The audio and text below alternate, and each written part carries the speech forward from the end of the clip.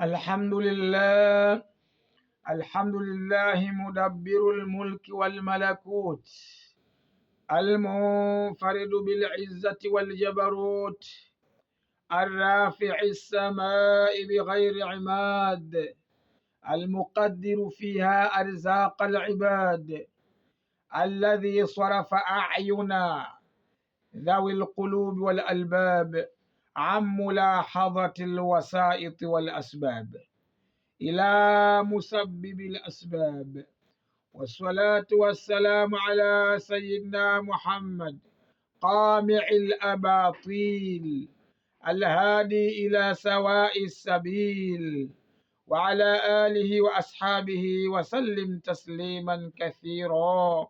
Amma baad, ndugu zangu watukufu watazamaji wa chaneli yenu pendwa kabisa Alhidaya, leo biidhnillahi tabaraka wa taala tutazungumzia kuhusiana na atawakkulu ala Allah, kumtegemea Mwenyezi Mungu subhanahu wa taala. Fa inna tawakkula manzilu min manazili din, kwa sababu kumtegemea Mungu ni kituo miongoni mwa vituo vya dini. Wa maqamun min maqamati lmuqinin, na ni daraja miongoni mwa daraja za watu wenye kuyakini kwa Mwenyezi Mungu. Bal huwa min maali darajati lmuqarrabin, bali ni katika matukufu ya daraja za watu wenye kujikurubisha kwa Mwenyezi Mungu. Wa nahnu alana nabda'u bidhikri fadilati tawakkuli, na hivi sasa tunaelekea moja kwa moja kwenye kutaja fadhila za kumtegemea Allah subhanahu wa ta'ala. Amma al-ayatu fakathiratun jidda, ama aya zinazozungumzia kutawakkal, kumtegemea Mwenyezi Mungu ni nyingi sana. Minha, katikazo ni aya iliyo ndani ya surati al-Maida aya 23. Mwenyezi Mungu subhanahu wa ta'ala anasema, wa ala Allahi fatawakkalu in kuntum mu'minin, na juu ya Mwenyezi Mungu tegemeeni ikiwa nyinyi ni wenye kumwamini.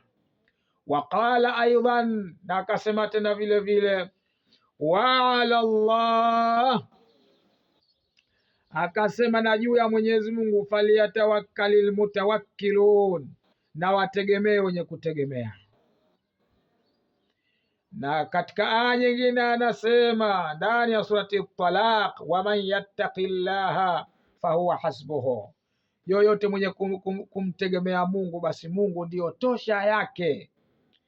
Na vile vile katika Ali Imran anasema, inna Allaha yuhibbul mutawakkilin, hakika Mwenyezi Mungu anawapenda wenye kumtegemea Mwenyezi Mungu. Wa ammal akhbaru fakathiratun la tuhsa, ama katika upande wa hadithi ni nyingi hazidhibitiwi. Mtume sallallahu alaihi wasallam anasema, lau annakum tatawakkaluna ala Allah haqqa tawakkulihi, lau kama nyinyi mngekuwa mnamtegemea Mwenyezi Mungu ukweli wa kumtegemea, la razaqakum kama turzaqu tayru, angekuruzukuni kama wanavyoruzukiwa ndege. Taghdu khimaswa wa taruhu bitana, wanatoka asubuhi wakiwa wana njaa na wanarudi wakiwa wamejaza matumbo yao kwa vyakula.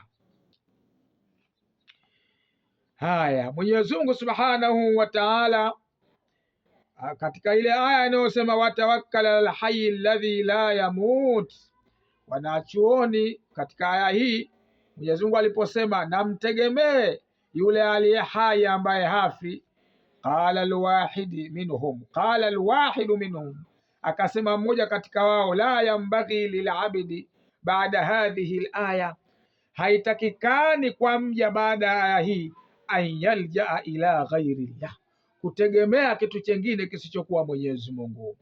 Waqala Abu Yaqubu Susi, na amesema mwanachuoni huyu Yaqubu Susi, almutawakkiluna tajri arzaqahum ala aidi alibadi bila ta'bin, wenye kumtegemea Mwenyezi Mungu zinapita riziki zao juu ya mikono ya waja pasina tabu. Masha Allah, Yani mtu anapomtegemea Mwenyezi Mungu, basi riziki zake zinapita katika mikono ya waja pasi na tabu. Waqala shairu, shairi mmoja anasema, walau kanat larzaqu tajri ala lhiya, lau kama riziki zingekuwa zinakuja kwa ajili ya akili tu, kutokana na akili ndio riziki zilikuwa zinapatikana, halakina idhan min jahlihinna albahaimu, basi kutokana na hilo ni kwamba wanyama wote wangeangamia kutokana na ujinga wao, kwa sababu hawakusoma maskini, sio shule ya msingi wala sekondari. Je, wanyama wangekula wapi kama riziki ingekuwa inakuja kutokana na kisomo? Lakini tunaona riziki inakuja kwa mipango ya Allah subhanahu wa ta'ala. Mtume sallallahu alayhi wasallam anasema kumwambia sahaba mmoja, idha suilta fala tamna wa idha ataita fala takhba, pindi ukiombwa wewe swahaba usijizuie kutoa, wa idha ataita, na ukitoa, fala takhba, usiweke akiba, mtegemee Allah subhanahu wa ta'ala, yule yule aliyekupa atakupa tena. Waqala sayyidul mutawakkilin li Bilal, alisema bwana wenye kumtegemea Mwenyezi Mungu ambaye ni mtume kumwambia sahaba wake Bilal, anfiqi ya Bilalan, toa ewe Bilali, wala takhsha min dhil arshi iqlala, na usiogope kwa yule mwenye arshi, usiogope ufakiri. Waqala ibn Mas'udi, tajidu almu'mina aswahha shay'an qalban wa amradahu jisma, watajidu almunafiqa aswahha shay'in jisma wa amradahu qalba. Waqala Isa alayhi salam, la yakunu aliman man lam yafrah bidukhuli almasaibi wal amradi ala jasadihi. Anasema Ibni Mas'udi ya kwamba utamkuta mu'min yeye anakuwa ana moyo ambao uliokuwa uko mzuri sana, moyo wake umetakata, hana tabu, utadhani hana jambo lote, utamkuta na furaha, vicheko. Wa amradhuhu jisma, na yeye ndio mwenye aliye mgonjwa mno katika mwili wake, yani mwili wake una maradhi lakini hana tabu na furaha. Na utamkuta hiyo ni sifa ya muumini. Nasema utamkuta mnafiki, utakuta ana mwili ambao uko mzuri kabisa, hana presha, hana sukari, hana lolote, lakini moyo wake ndio unaumwa kuliko mtu mwingine, kwa sababu ana taabu za moyo. Lakini Nabiullahi Isa alayhi salamu anasema, la yakunu alimun, hawi mtu mwanachuoni, man lam yafrah bidukhuli masaibi wal amrad fi jasadihi wa mali, hawi mwanachuoni kabisa yule ambaye hafurahi kwa kuingia misiba na maradhi katika mwili wake na mali yake. Lima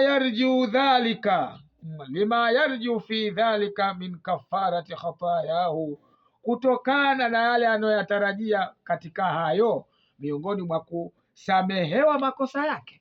Kwa sababu muumini anajua akiugua, akipata mitihani ni kwamba atasamehewa, basi ni kwamba akipata mitihani yeye ndio unakuta na furaha zaidi.